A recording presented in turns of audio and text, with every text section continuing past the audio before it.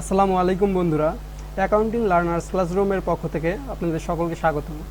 তোমরা যারা 2025 সালে এইচএসসি পরীক্ষার্থী, ব্যবসায় শিক্ষা শাখা থেকে এইচএসসি পরীক্ষা দিতে যাচ্ছ, তোমাদের জন্য অ্যাকাউন্টিং এর উপর একটি চূড়ান্ত সাজেশনমূলক একটি কোর্স নিয়ে আসলাম, যেখানে আমরা অ্যাকাউন্টিংয়ের প্রতিটি চ্যাপ্টার থেকে তুলনামূলক আলোচনা করব এবং কীভাবে A+ নিশ্চিত করা যায় সেই বিষয়টা আমরা নিশ্চিত করব। তো তারই সূত্র অনুসারে আমরা আজকে টেবুলার ছক কীভাবে করতে হয়, অর্থাৎ প্রথম অধ্যায় থেকে যে আমাদের টেবুলার ছক তৈরি করতে হবে, লেনদেন শনাক্তকরণ করতে হবে, সেই বিষয়টি আজকে আমরা দেখব। তো বন্ধুরা, টেবুলার ছকের মূলত যে প্রধান বিষয় সেটি হচ্ছে হিসাব সমীকরণ। হিসাব সমীকরণটি তোমরা যদি ভালো করে বোঝো তাহলে টেবুলার ছক করতে কোনো ধরনের সমস্যার সম্মুখীন হতে হবে না। তো টেবুলার ছকের যে উপাদানগুলো, একদিকে কি সম্পদগুলোকে দেখাতে হবে, অপরদিকে দায় এবং মালিকের মূলধন সংক্রান্ত হিসাবগুলোকে দেখাতে হবে। তো এই ক্ষেত্রে তোমাকে আগে কোনগুলো সম্পদ, কোনগুলো দায়, কোনগুলো মালিকের মূলধনের অন্তর্ভুক্ত, কোনগুলো আয়, কোনগুলো ব্যয়, এই বিষয়টা আগে তোমাদেরকে শনাক্ত করতে হবে। আর এর জন্য অবশ্যই তোমাদেরকে হিসাবের সমীকরণটি ভালোভাবে রপ্ত করতে হবে বা বুঝতে হবে। তো হিসাবের সমীকরণটা কি, সংক্ষিপ্তভাবে যদি বলি, সম্পদ সমান দায় প্লাস মালিকানা সত্ত্ব, এটাই। তো এখন এর একটি বর্ধিত রূপ আছে। বর্ধিত রূপের ক্ষেত্রে মালিকানা সত্ত্বের মধ্যে কয়েকটি বিষয় নিহিত থাকে, সেই বিষয়গুলোকে বিস্তারিতভাবে দেখানো হয়। তো বর্ধিতভাবে লিখতে গেলে কি আসবে, সম্পদ সমান দায় যোগ আয়। প্রতিষ্ঠানের যে সকল আয়ের খাত থাকে সেগুলো আয়ের অন্তর্ভুক্ত হবে। এর সঙ্গে যুক্ত হবে যোগ মূলধন। মূলধন হচ্ছে মালিক যে কোনো কিছু, যদি মালিক অর্থ নিয়ে আসে তাহলে সেটাও মূলধন।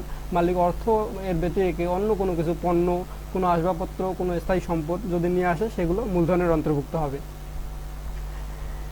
এরপরে এর সঙ্গে মাইনাস করতে হবে প্রতিষ্ঠানের ব্যয়সমূহ। ব্যয় কোনগুলো, প্রতিষ্ঠান কোনো কিছু অর্জন করার জন্য যদি কোনো প্রতিষ্ঠান থেকে কোনো অর্থ চলে যাওয়ার খাত তৈরি হয়, সেই খাতগুলোকে বলা হয় ব্যয় বা ব্যয়ের খাত। এরপরে মালিকের উত্তোলনকেও বাদ দিতে হবে। উত্তোলন, তাহলে উত্তোলন কোনগুলো, মালিক যদি প্রতিষ্ঠান থেকে নগদ অর্থ সহ অন্য কোনো কিছু গ্রহণ করে নিজের ব্যবহারের প্রয়োজনে, তাহলে সেটা হবে উত্তোলন। তো এই বিষয়গুলো তোমরা যখন ভালোভাবে আইডেন্টিফাই করতে পারবা, তাহলে তোমাদের টেবুলার ছকে কোনো ধরনের আর সমস্যা হবে না এবং লেনদেন চিহ্নিতকরণেও কোনো ধরনের সমস্যা হবে না। এখন দেখি সম্পদ কোনগুলো। সম্পদ মূলত দুই ধরনের হয়ে থাকে, একটা হচ্ছে চলতি সম্পদ আর একটা স্থায়ী সম্পদ। চলতি সম্পদ কোনগুলো, 1 বছরের মধ্যে যেগুলো আমরা ব্যবহার করতে পারি, নগদে হচ্ছে কনভার্ট করতে পারি, কোনো কিছু আদান প্রদানে ব্যবহার করতে পারি, সেটা হচ্ছে চলতি সম্পদ। আর যে সকল সম্পদ দীর্ঘমেয়াদের ভিত্তিতে ব্যবসায়ের সুবিধা প্রদানের জন্য ব্যবহার করা হয়, ক্রয় করা হয়, সেগুলো হচ্ছে স্থায়ী সম্পদ। যেমন আসবাবপত্র, বিল্ডিং, মেশিন, সরঞ্জাম, এই সকল হচ্ছে স্থায়ী সম্পদ। তো দায় কোনগুলো, দায়কে আমরা দুই ভাগে ভাগ করতে পারি, একটা হচ্ছে চলতি দায় আর একটা দীর্ঘমেয়াদী দায়। তো চলতি দায় কোনগুলো, যেগুলো 1 বছরের মধ্যে পরিশোধ করতে হয় স্বল্প মেয়াদের ভিত্তিতে, সেগুলো হচ্ছে চলতি দায়। আর স্থায়ী দায় হচ্ছে ওই সকল দায় যদি কোনো খাত থেকে দীর্ঘমেয়াদের, অর্থাৎ 1 বছরের বেশি সময়ের জন্য কোনো দায়ের খাত থেকে অর্থ সংগ্রহ করা হয়, সেগুলো হচ্ছে দীর্ঘমেয়াদী দায়। যেমন হচ্ছে 10% ব্যাংক ঋণ। 10% ব্যাংক ঋণ যদি 5 বছরের জন্য একটা ব্যাংক থেকে নেওয়া হয়, তাহলে এই 5 বছর পর সেই দায়টি পরিশোধ করতে হয়, আর প্রতি বছর 10% হারে ইন্টারেস্ট প্রদান করতে হয় ব্যাংকে। তো এই ধরনের দায়, কোনো হচ্ছে ঋণপত্র বিক্রয়, কোনো বন্ড বিক্রয়, এই সকল খাত থেকে যদি অর্থ সংগ্রহ করা হয়, সেগুলো দায়ের অন্তর্ভুক্ত হয়। এরপর আসি আয়। প্রতিষ্ঠানের অর্থের আগমন, আন্তঃপ্রবাহ বা হচ্ছে যে সকল খাতের ভিত্তিতে প্রতিষ্ঠানের অর্থ আসে, সেই খাতগুলোই হচ্ছে আয়ের খাত। যেমন বিক্রয়, আমরা যখন বিক্রয় করি তখন সেখান থেকে কি হয়, আমাদের প্রতিষ্ঠানের মধ্যে নগদ অর্থ বা অন্য কোনো সম্পদ আসে, এই খাতগুলো হচ্ছে আয়ের খাত। বিক্রয় একটা অন্যতম। এছাড়া যদি সেবা খাতের ক্ষেত্রে বলি তাহলে সেবা রাজস্ব হচ্ছে আয়ের অন্যতম একটা খাত। এর বাইরেও যদি বলি শিক্ষানবিশ সেলামি,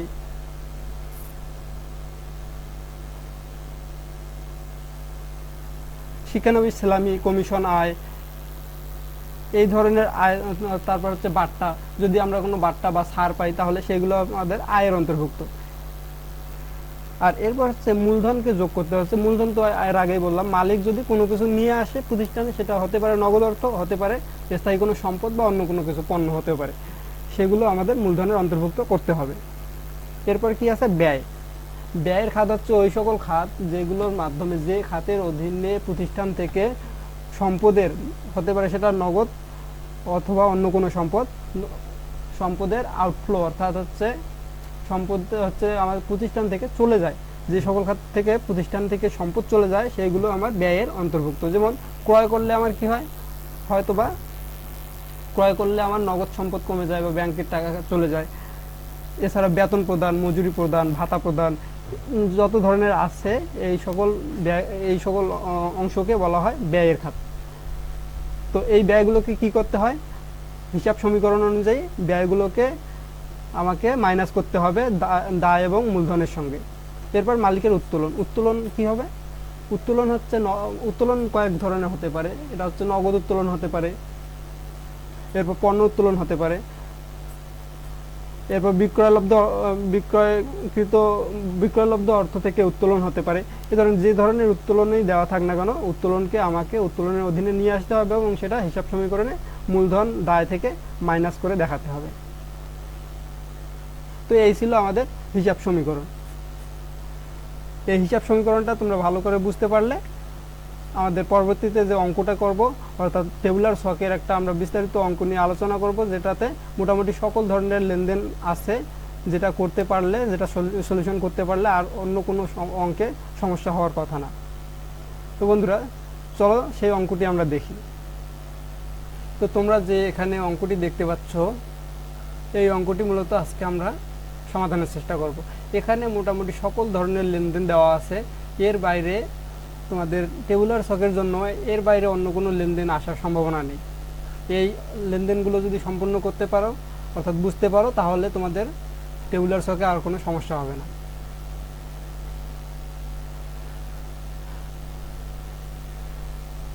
তো এখানে প্রতিষ্ঠানের নাম কি আছে? মিস্টার নয়ন।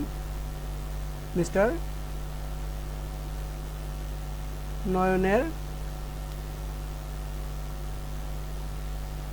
টেবুলার ছক। তাহলে এটা কোন সময়ের জন্য করতেছি? 31শে ডিসেম্বর 2024 জন্য। এখানে বলছি মিস্টার নয়ন 1 জানুয়ারি 2024 নগদ 2 লক্ষ টাকা, ব্যাংক জমা 80,000 টাকা এবং ব্যাংক ঋণ 60,000 টাকা নিয়ে ব্যবসায় আরম্ভ করেন। তাহলে এখানে কোনটি সম্পদ এবং কোনটি দায়ের দিকে যাবে? এখানে নগদ নিয়ে আসছে, নগদ নিয়ে আসছে 2 লক্ষ টাকা, তাহলে নগদ সম্পদ বৃদ্ধি পাইছে 2 লক্ষ টাকা। ব্যাংক জমা নিয়ে আসছে কত? 80,000 টাকা। এবং এদিকে বলছে ব্যাংক ঋণ নিয়ে আসছে 60,000 টাকা। তো ব্যাংক ঋণ আমার কোথায় সংযুক্ত হবে? আমি যখন ব্যাংক থেকে ঋণ গ্রহণ করব, সেটা অবশ্যই আমার ব্যাংকের অ্যাকাউন্টে জমা হবে। তাহলে আমার ব্যাংকে টাকা কত টাকা হবে টোটাল? মালিক নিয়ে আসছে 80,000 টাকা এবং ব্যাংক ঋণ 60,000 টাকা। তাহলে দুইটি মিলে হচ্ছে 1,40,000 টাকা আমার ব্যাংকে কি হবে? সম্পদ হিসাবে থাকবে। 1,40,000 টাকা ব্যাংক জমা। তারপরে আছে কি? ব্যাংক ঋণ হিসাবে নিয়ে আসা হয়েছে 60,000 টাকা। তাহলে ব্যাংক ঋণ আমার কি? ব্যাংক থেকে ঋণ নিয়েছি, এটা অবশ্যই মালিক থেকে নিয়ে আসা হয়নি, যার জন্য এটাকে দায় হিসাবে শনাক্ত করতে হবে। এই জন্য আমার দায়ের দিকে লিখতে হবে 60,000 টাকা, এটা কি? ব্যাংক ঋণ। আর অতিরিক্ত এইদিকে 2 লক্ষ টাকা নগদ এবং ব্যাংকে 80,000 টাকা, এটা মালিক তার নিজস্ব তহবিল থেকে নিয়ে আসছে। এই জন্য 2,80,000 টাকা কি হিসেবে মালিক নিয়ে আসছে? মালিকের মূলধন হিসাবে যোগ করে দিতে হবে। তাহলে 2,80,000 টাকা, 2,80,000 টাকা মূলধন। তাহলে এখানে হচ্ছে মালিক নিজের তহবিল থেকে নিয়ে আসছে 2 লক্ষ টাকা নগদ, ব্যাংকে নিয়ে আসছে 80,000 টাকা। এই দুইটা কি? মালিকের মূলধন। আর অতিরিক্ত 60,000 টাকা মালিক কি করেছে, ব্যাংক থেকে ঋণ গ্রহণ করছে, যার ফলে এটি চলতি দায় হিসাবে দেখাতে হবে ঋণের দিকে। এবং এটা যেহেতু ব্যাংক থেকে ঋণ নেওয়া হয়েছে, আমার এটা অবশ্যই ব্যাংকে তহবিল বাড়াই দেবে, এই জন্য ব্যাংকের সঙ্গে সংযুক্ত হবে। তো এখন জানুয়ারি 1 তারিখে কি করা হয়েছে, পণ্য ক্রয় করা হয়েছে 50,000 টাকা নগদে। তাহলে পণ্য যদি নগদে ক্রয় করা হয় তাহলে কি হবে, আমার নগদ টাকা চলে যাবে। এবং ক্রয় হচ্ছে একটি ব্যয়ের খাত, যার ফলে আমার ব্যয় বৃদ্ধি পায়। তো এই 50,000 টাকা যখন পণ্য ক্রয় করেছি, তাহলে আমার নগদ টাকা কি হয়েছে, কমে গেছে, 50,000 টাকা কমে গেছে। আর এদিকে কি হয়, ক্রয় যেহেতু একটা ব্যয়, এজন্য আমার ব্যয় বৃদ্ধি পাবে কত, 50,000 টাকা, 50,000 টাকা ব্যয় বৃদ্ধি পাবে। আর এখানে তোমরা হিসাব সমীকরণ দেখতে পাচ্ছ যে ব্যয় এবং উত্তোলন এই দুইটি বিষয়কে কি করতে হয়, হিসাব সমীকরণে মাইনাস ফিগারে দেখাতে হয়। তার মানে ব্যয় যতগুলোই সংযুক্ত হবে সবগুলোকে মাইনাস আকারে দেখাতে হবে, অর্থাৎ বিয়োগ ফিগারে এখানে নিয়ে আসতে হবে। এবং উত্তোলন যতগুলো বৃদ্ধি পাবে, উত্তোলন সংঘটিত হলে সেটাকে বিয়োগ অর্থাৎ মাইনাস ফিগারে নিয়ে আসতে হবে। আর মাইনাস ফিগারকে কি করা হয়, হিসাব বিজ্ঞানে ছকের মধ্যে মাইনাস ফিগারকে ফার্স্ট ব্র্যাকেটের অধীনে দেখাতে হয়। এরপর 2 তারিখে কি করা হয়েছে, 2 তারিখে বলছে পণ্য ক্রয় 30,000 টাকা বাকিতে। তখন বাকিতে যখন আমি পণ্য ক্রয় করব তখন কি হবে বিষয়টা, বাকিতে পণ্য ক্রয় করার ফলে আমার ব্যয় বৃদ্ধি পাবে, কিন্তু আমি যেহেতু পণ্য ক্রয় করছি, যার ফলে আমার কি প্রদেয় হিসাব বৃদ্ধি পাবে, অর্থাৎ দায়। আমি যেহেতু পণ্য ক্রয় করেছি বাকিতে, পরবর্তীতে আমাকে সেই টাকা পরিশোধ করতে হবে, যার ফলে আমার দায় বৃদ্ধি পাবে এবং ব্যয় বৃদ্ধি পাবে। এখন ব্যয় যে বৃদ্ধি পেলে কি করতে হয়, মাইনাস ফিগারে দেখাইতে হয়। আবার দায় যদি বৃদ্ধি পায় তাহলে সেটা প্লাস ফিগারে। তাহলে এই সমীকরণটি কি হবে, আমার দায় বৃদ্ধি পাবে কত টাকা, 30,000 টাকা দায় বৃদ্ধি পাবে। এবং ব্যয়ের খাত থেকে যেহেতু এটা ব্যয় বৃদ্ধি পাচ্ছে, যার ফলে মাইনাস আকারে এটাকে দেখাইতে হচ্ছে। তাহলে এটা কি হচ্ছে, দেখো হিসাব সমীকরণের ক্ষেত্রে সেটা সমতা করার জন্য অবশ্যই 2 দিকে থেকে সমতা হতে পারে, অথবা একদিকেও সমতা হতে পারে। এমনও হতে পারে ব্যাংক থেকে টাকা যদি উত্তোলন করি, ব্যাংকে কমে গেছে, নগদে বৃদ্ধি পাইছে, তার মানে একদিক থেকেই কিন্তু সমতা রক্ষা করতেছে। সেরকম এটাও একদিকেই এই সমতাটা রক্ষা করতেছে। কীভাবে, আমি ক্রয় করছি কিন্তু বাকিতে, এই জন্য দায় বৃদ্ধি পাইছে, ব্যয় বৃদ্ধি পাইছে। এরপর কি আছে, 2 তারিখে আরো বলা আছে,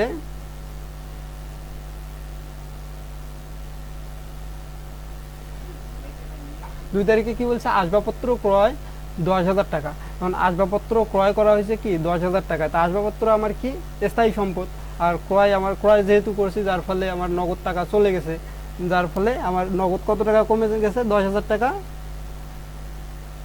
কমে গেছে। আর এদিকে আমার আসবাবপত্র স্থায়ী সম্পদ বৃদ্ধি পাইছে। এখানে সম্পদের দিকে যতগুলো আইটেম থাকে তার জন্য সবগুলো ঘর দেওয়ার প্রয়োজন হয় না, বা অতগুলো জায়গাও থাকে না, বা ছকও থাকে না।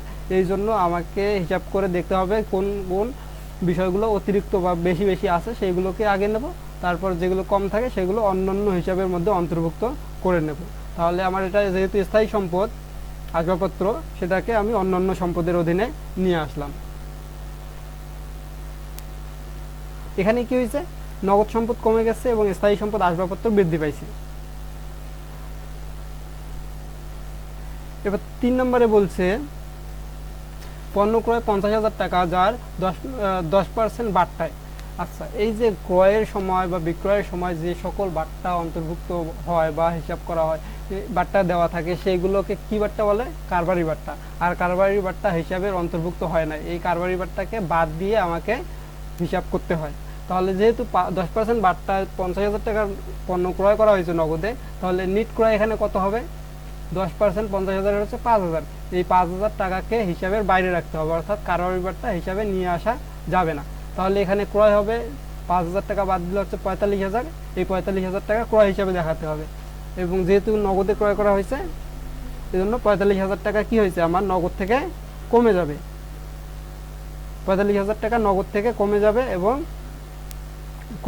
ক্রয় অর্থাৎ ব্যয় আকারে ক্রয়কে দেখাতে হবে 45,000 টাকা। এটা কি বোঝা গেছে? এখানে ক্রয় যেহেতু নগদে সংগঠিত হয়েছে, প্রথমটার মতো হবে 50,000 টাকা কমে গেছে, 50,000 টাকা কমে গেছে, এখানে ব্যয় হিসাবে 50,000 টাকা বৃদ্ধি পাইছে। আবার এইখানে 10% বাট্টার কথা বলছে, এই বাট্টা কারোরই বাট্টাকে হিসাব থেকে বাদ দিয়ে যত টাকা থাকবে সেই হিসাবে আমাকে এই অঙ্কটি করতে হবে, এটাই এখানে টুইস্ট। এরপর আছে 4 তারিখে। 4 তারিখে কি বলছে, পণ্য ক্রয় 40,000 টাকা, যার 40% নগদে ও 40% চেকে প্রদান করা হলো। তাহলে ক্রয় করা হয়েছে কত, 40,000 টাকা। তাহলে ক্রয় ব্যয় বৃদ্ধি পাবে এখানে 40,000 টাকা, 40,000 টাকা। এখন এখানে যার মধ্যে কি করা হয়েছে, 40% নগদে প্রদান করা হয়েছে, তাহলে 40,000-এর 40% হচ্ছে 40,000-এর 40% হচ্ছে 16,000। এই 16,000 টাকা কি নগদে প্রদান করা হয়েছে, তার ফলে কি হয়েছে, নগদ টাকা আমার কমে যাবে 16,000। তারপর বলছে কি 40% চেকে প্রদান করা হলো। আচ্ছা, চেকে যখন আমি কোনো টাকা প্রদান করব তাহলে আমার ব্যাংক থেকে কি টাকা চলে যাবে, যার ফলে আমার ব্যাংকে যেহেতু কমে যাবে, ব্যাংকে 16,000 টাকা 40% 16,000 টাকা মাইনাস করে দেখাতে হবে। আচ্ছা, 40-40-80% হলো, আর 20% তাহলে কি আছে, 20% বকেয়া আছে না, এই 20% যেহেতু বকেয়া আছে এই জন্য এটাকে চলতি দায় হিসাবে অর্থাৎ পদেয় হিসাবের অধীনে নিয়ে আসতে হবে। আর পদেয় হিসাব হচ্ছে আমার একটি চলতি দায়, এই জন্য চলতি দায় বৃদ্ধি পাবে 8,000 টাকা। তাহলে এদিকে 40,000 টাকা মাইনাস করা হয়েছে, এদিকে 32,000 টাকা মাইনাস করা হয়েছে, 8,000 টাকা এখনো উদ্দীপ্ত আছে, আর এই 8,000 টাকা এখানে বৃদ্ধি পাওয়ার ফলে সমতা হচ্ছে। এরপর আছে 5 নম্বরে, 5 তারিখে কি করা হয়েছে, 5 তারিখে বলা হচ্ছে পণ্য ক্রয় 10,000 টাকা, যার স্বীকৃতি বিলের মাধ্যমে প্রদান করা হলো। আচ্ছা, আমি পণ্য, তাহলে 5-এ কি বলছে, পণ্য ক্রয় 10,000 টাকা, যার স্বীকৃতি বিলের মাধ্যমে পাইছি। তো যার স্বীকৃতি বিলের মাধ্যমে পাইছি সেটা আমার বিলের মাধ্যমে স্বীকৃতি প্রদান করা হলে সেটাকে বলা হয় প্রদেয় বিল। আর প্রদেয় বিল হচ্ছে একটা চলতি দায়, এই জন্য চলতি দায়কে বৃদ্ধি করেছে 10,000 টাকা, আর যেহেতু ক্রয় করছি, ক্রয় আমার কি ব্যয়, এই জন্য ব্যয়ের দিকে 10,000 টাকা বৃদ্ধি পাইছে। এরপরে আছে কত, আর 5 তারিখে বলছে 2 তারিখে কৃত পণ্য ফেরত দেওয়া হলো 10,000 টাকা। এই যে 2 তারিখে আমরা পণ্য ক্রয় করছিলাম না, দেখো 2 তারিখে আমরা পণ্য ক্রয় করেছিলাম বাকিতে, পণ্য ক্রয় 30,000 টাকা বাকিতে, এই 30,000 টাকার মধ্যে ফেরত প্রাপ্ত হয়েছে বা ফেরত দেওয়া হলো 10,000 টাকা। আর সবসময় যদি ফেরতের কথা বলা থাকে তাহলে অবশ্যই সেটা বাকিতে ক্রয়কৃত বা বাকিতে বিক্রয়কৃত পণ্য ফেরত দেওয়া হয় বা নেওয়া হয়। এই জন্য আমাকে এই 2 তারিখ বলতে কোনটাকে ধরতে হবে, পণ্য ক্রয় 30,000 টাকা বাকিতে, যে বাকিতে যে ক্রয় করছে সেখান থেকে আমাকে হিসাব করতে হবে। তাহলে 30,000 টাকা বাকিতে বিক্রয় করছি, 10,000 টাকার পণ্য কি করা হয়েছে, ফেরত দেওয়া হয়েছে, তাহলে আমার ক্রয়কে কমাই দিছে না, বলছে 2 তারিখে কৃত পণ্য ফেরত দেওয়া হলো। তাহলে 10,000 টাকা পণ্য যেহেতু ফেরত দিয়েছি, বাকিতে ক্রয় ছিল, সেহেতু আমার চলতি দায় কমে যাবে। 10,000 টাকা কি হবে, চলতি দায় কমে যাবে। যখন আমি বাকিতে ক্রয় করছি তখন দায় বৃদ্ধি পাইছিল, এখন যেহেতু ফেরত দিয়েছি সেই দায়টা কমে যাবে। আর এদিকে আমার ক্রয় ব্যয় ছিল, সেই ব্যয়টা কি হলো, কমে গেল না, ক্রয় কমে যাওয়ার ফলে এই জন্য আমাকে ব্যয় থেকে কি করতে হবে, এটাকে যোগ করে দিতে হবে।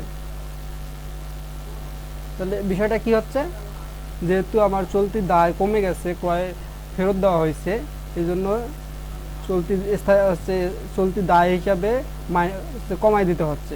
আর যেহেতু আমার ক্রয় ব্যয় ছিল, সেই ব্যয়টি কমে গেছে, এই জন্য এখানে 10,000 টাকা যোগ করতে হচ্ছে। এরপর বলছে 6 তারিখে বলছে পণ্য বিক্রয় 1 লক্ষ টাকা নগদে। এখন বিক্রয় যেহেতু নগদে সংগঠিত হয়েছে, তার ফলে কি হয়েছে, আবার নগদে টাকা আসছে, 1 লক্ষ টাকা কি হয়েছে, নগদে আমি পাইছি ব্যবসায়ে, 1 লক্ষ টাকা আবার নগদে বৃদ্ধি পাইছে। আর বিক্রয় আমার কি আয়ের খাত, যেই জন্য আমাকে এটা আয়ের দিকে লিখতে হবে, অর্থাৎ বিক্রয় হচ্ছে একটা কি আয়ের খাত, এই জন্য আয় হিসাবে দেখাতে হবে 1 লক্ষ টাকা বিক্রয়ের খাত।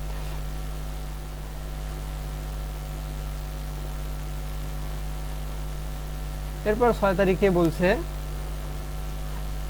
পণ্য বিক্রয় 20,000 টাকা বাকিতে বিক্রয়ের ফলে কি হয়, বাকিতে বিক্রয় করার ফলে হয় কি, বিক্রয় বৃদ্ধি পায় অর্থাৎ আয় বৃদ্ধি পায়। অন্যদিকে যেহেতু বাকিতে বিক্রয় করি সেহেতু আমার প্রাপ্য হিসেবে সৃষ্টি হয়, অর্থাৎ আমি যার কাছে বিক্রয় করছি তার কাছ থেকে কি টাকা পাবো, এই জন্য প্রাপ্য হিসাব সম্পদ বৃদ্ধি পাবে। তাহলে আমি যেহেতু বিক্রয় করছি, আয় বৃদ্ধি পাইছে কত, 20,000 টাকা, 20,000 টাকা।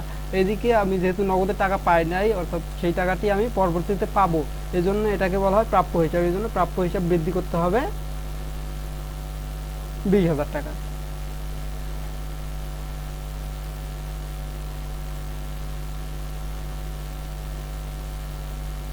এরপর 7 তারিখে বলা আছে পণ্য বিক্রয় 50,000 টাকা চেকে। পণ্য যেহেতু বিক্রয় করছি, বিক্রয়ের ফলে আমার আয় বৃদ্ধি পাবে 50,000, এবং চেকের মাধ্যমে যেহেতু পণ্য বিক্রয় করছি, একটা বিষয় মনে রাখতে হবে যে প্রতিষ্ঠান যদি কোথাও থেকে চেক পায় অথবা নগদ টাকা পায়, এই দুইটাকে নগদের অন্তর্ভুক্ত করতে হয়। তাহলে প্রতিষ্ঠান যদি নগদ কোনো চেকের মাধ্যমে বিক্রয় করে বা অন্য কোনো খাত থেকে চেক পায়, তাহলে সেটাকে কিসের অন্তর্ভুক্ত করতে হবে, নগদের অন্তর্ভুক্ত করতে হবে। এই জন্য যেহেতু চেকের মাধ্যমে বিক্রয় সংগঠিত হয়েছে, এই বিক্রয়টাকে নগদ হিসাবে গণ্য করতে হবে। চেক পাওয়া মানে মনে রাখতে হবে যে চেক পাওয়া মানে নগদ পাওয়া। তাহলে নগদের মধ্যে 50,000 টাকা যোগ করতে হবে। এখানে ব্যাংক হওয়ার কথা ছিল, কিন্তু যেহেতু চেক পাইছি, চেকটি সঙ্গে সঙ্গে আমি ব্যাংকে জমা দিইনি, এই জন্য ব্যাংকে এটাকে দেখানো যাবে না। এরপর বলছে পণ্য বিক্রয় 50,000 টাকা, যার 50% নগদে। পণ্য বিক্রয় করছি 50,000 টাকা, কি বলছে, পণ্য বিক্রয় করছি 50,000 টাকা, আমার বিক্রয় অর্থাৎ আয় বৃদ্ধি পাইছে 50,000 টাকা, ঠিক আছে। কিন্তু কিভাবে বিক্রয় করছি, কিসের মাধ্যমে, 50% নগদে। তাহলে নগদে টাকা আমি কত টাকা পাইছি, 50% হচ্ছে 25,000, সরি 25,000 টাকা পাইছি আমি নগদে। আর বাকি টাকাটা কি ছিল, বাকি ছিল। যেহেতু এই টাকাটা বাকি ছিল, এই জন্য এটাকে আমার কি করতে হবে, প্রাপ্য হিসাবে, অর্থাৎ এই টাকাটি আমি পরবর্তীতে পাবো, এই জন্য প্রাপ্য হিসাবে 25,000 টাকা যোগ করে দিতে হবে। আচ্ছা, 8 তারিখে বলছে পণ্য বিক্রয় 15,000 টাকা চেকের মাধ্যমে। তাহলে চেকের মাধ্যমে যেহেতু বিক্রয় করছি, তাহলে আমি কি পাইছি, চেক পাইছি, এই আগেরটার মতো। তাহলে চেকের মাধ্যমে যেহেতু বিক্রয় করছি, আমাকে সেটাকে নগদে অন্তর্ভুক্ত করতে হবে এবং বিক্রয় আয় হিসাবে দেখাতে হবে। কত হাজার টাকা, 15,000 টাকা, 15,000 টাকা, এবং এদিকে নগদের ঘরে দেখাতে হবে 15,000 টাকা। কেন, আমি যেহেতু চেক পাইছি, সেই জন্য চেক পাওয়া মানে নগদ পাওয়া হিসাব করে নগদের ঘরে দেখাতে হবে। এরপর হচ্ছে 8 তারিখে বলছে পণ্য বিক্রয় 10,000 টাকা চেকের মাধ্যমে এবং চেকটি ওই দিনে ব্যাংকে জমা দেওয়া হলো। এখন দেখো, এখানে বিক্রয় করছি, ঠিক আছে, 10,000 টাকা বিক্রয় করছি, বিক্রয় আয়ের দিকে যোগ করব। এরপর বলছে চেকের মাধ্যমে বিক্রয় করছি, কিন্তু ব্যাংকে ওই চেকটি ওই দিনে কি করা হয়েছে, ব্যাংকে জমা দেওয়া হয়েছে, যার ফলে এটা নগদে না নিয়ে ব্যাংকে যোগ করে দিতে হবে। কেন, কারণ ওই চেকটি ওই দিনেই ব্যাংকে জমা দেওয়া হয়েছে, আর যেহেতু ব্যাংকে জমা দেওয়া হয়েছে, এই জন্য এটাকে কি করতে হবে, ব্যাংকের মধ্যে সমন্বয় করতে হবে, অর্থাৎ ব্যাংকে যোগ করে নিতে হবে। এরপর যদি দেখি 9 তারিখে বলছে 8 তারিখে বিক্রিত 50,000 টাকার পণ্য ফেরত এলো। 8 তারিখে আমরা বিক্রয় করছিলাম বাকিতে, তো এখানে 8 না, এখানে 6 তারিখ হবে, হ্যাঁ 6 তারিখ। তাহলে 6 তারিখে বিক্রিত 5,000 টাকার পণ্য ফেরত এলো। 6 তারিখে আমরা বাকিতে বিক্রয় করেছিলাম, পণ্য বিক্রয় 20,000 টাকা বাকিতে। তো সেখান থেকে পণ্য যদি ফেরত আসে, তাহলে আমার কি, বাকিতে বিক্রয় করার ফলে আমার প্রাপ্য হিসাব সৃষ্টি হয়েছিল। এখন যেহেতু ফেরত আসছে, যার ফলে আমার প্রাপ্য হিসাব কমে যাবে। আর এই প্রাপ্য হিসাব কমে যাওয়ার জন্য আমাকে কি করতে হবে, প্রাপ্য হিসাব থেকে 5,000 টাকা মাইনাস করে দেখাতে হবে। আর বিক্রয় যেহেতু কি হয়েছে, ফেরত আসছে, তার ফলে কি আমার বিক্রয় কমে গেছে, এই জন্য 5,000 টাকা আয় কমাই দিতে হবে। এরপর বলছে 9 তারিখে 15% বার্তায় পণ্য বিক্রয় 30,000 টাকা নগদে। কারণ এর আগে কি বলছিলাম, ক্রয় অথবা বিক্রয়ের ক্ষেত্রে যদি বার্তা দেওয়া থাকে সরাসরি, এই বার্তাকে বলা হয় কারবারি বার্তা, আর কারবারি বার্তা হিসাবের অন্তর্ভুক্ত হয় না। এজন্য এই কারবারি বার্তাকে হিসাব থেকে বাদ দিয়ে আমাকে অ্যামাউন্ট হিসাব করতে হবে। তাহলে যেহেতু বিক্রয় করেছি, বিক্রয় হচ্ছে আয়ের দিকে যোগ করে দেখাবো, এবং যেহেতু নগদে বিক্রয় করা হয়েছে, নগদের ঘরে এটা যোগ করে দিতে হবে। কিন্তু কত টাকা যোগ করতে হবে, 15% বাদ দিয়ে যত টাকা হয়, তাহলে এখানে হচ্ছে 25,500 টাকা। 15% বাদ দিলে আমাদের থাকে 25,500 টাকা। এই 25,500 টাকা আমরা নগদে পাইছি, যার ফলে 25,500 টাকা নগদের দিকে যোগ করব। আর এই 25,500 টাকা কি আয়ের থেকে আমরা পাইছি, এই জন্য 25,500 টাকা আয়ের দিকে যোগ করে দেব। এরপর 10 তারিখে বলছে ব্যাংক থেকে অফিসের প্রয়োজনে 10,000 টাকা উত্তোলন করা হলো। ব্যাংক থেকে অফিসের প্রয়োজনে কি করা হয়েছে, উত্তোলন করা হয়েছে 10,000 টাকা। এই 10,000 টাকা যেহেতু উত্তোলন করা হয়েছে ব্যাংক থেকে কিসের প্রয়োজনে, অফিসের প্রয়োজনে, এই জন্য এটাকে উত্তোলন বলবো না। যেহেতু প্রতিষ্ঠান শুধু কি করছে, ব্যাংক থেকে তার প্রতিষ্ঠানের প্রয়োজনে নগদে টাকা উত্তোলন করছে, এই জন্য এটাকে আর ব্যাংক থেকে মাইনাস করতে হবে, নগদে যোগ করতে হবে। এটা কোনো উত্তোলন নয়। যদি প্রতিষ্ঠান থেকে মালিক তার নিজস্ব প্রয়োজনে কোনো কিছু নেয় সেটাকে আমরা উত্তোলন বলবো, অন্যথায় এটাকে উত্তোলন বলা যাবে না। এটা আমাদের একটা ব্যবসায়িক লেনদেন হিসাবে ধরতে হবে। তাহলে এখানে কি করতে হবে, ব্যাংক থেকে যেহেতু টাকা উঠানো হয়েছে তার ফলে আমাদের 10,000 টাকা ব্যাংকে কমাইতে হবে, অর্থাৎ মাইনাস করে দেব 10,000। আর যেহেতু নগদে আমরা টাকাটা কি করছি, নিয়েছি, যার ফলে নগদে আমাকে যোগ করে দিতে হবে 10,000 টাকা। এরপর কি বলছে, 10 তারিখে দেনাদার কর্তৃক সরাসরি ব্যাংকে জমা দিল 20,000 টাকা। এখন দেনাদার যদি আমার ব্যাংকের অ্যাকাউন্টে সরাসরি টাকা জমা দেয় তাহলে কি হবে, আমার ব্যাংকে টাকা বৃদ্ধি পাবে। আর দেনাদার অর্থাৎ প্রাপ্য হিসাব থেকে যেহেতু টাকা জমা দিছে, প্রাপ্য হিসাবটি কি কমে যাবে। তাহলে বিষয়টি কি দাঁড়াবে, আমার ব্যাংকে টাকা বৃদ্ধি পাবে কত, 20,000 টাকা।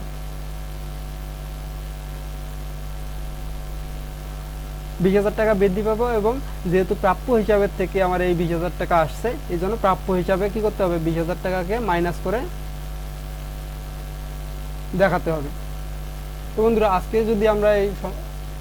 আজকে যদি সম্পূর্ণ অঙ্কটি নিয়ে আলোচনা করি তাহলে অনেক সময় লাগবে। তো আজকে এই পর্যন্তই থাকলো। পরবর্তীতে আমরা দেখব, এর পরবর্তীতে যত ধরনের লেনদেন আছে এই সকল লেনদেন নিয়ে আমরা একটি টিউটোরিয়াল করব, যেখানে এই সকল বিষয় সহ আরও অন্যান্য, অর্থাৎ অন্য কোন কোন বিষয়গুলো খেয়াল রাখতে হবে অঙ্ক করার সময়, সেইগুলো নিয়ে আলোচনা করব।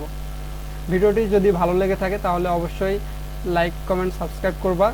আর ভিডিওটি যদি উপকারে আসে তাহলে অবশ্যই তোমাদের বন্ধুদেরকে শেয়ার দিতে পারো, যেন তারাও এই ভিডিওটি দেখে উপকৃত হতে পারে। ধন্যবাদ।